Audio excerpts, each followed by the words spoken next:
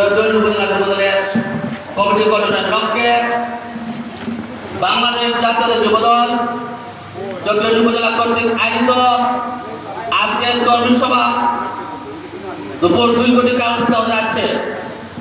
উক্ত কর্মী সভায় প্রধান অতিথি হিসাবে উপস্থিত থাকবেন সিলেট জেলা যুবদলের সভাপতি, যুব সমাজের অহংকার, যুব সমাজের আইকন, রাজপথ কাঁপানো নেতা জনাব অ্যাডভোকেট মুমিন ভাই।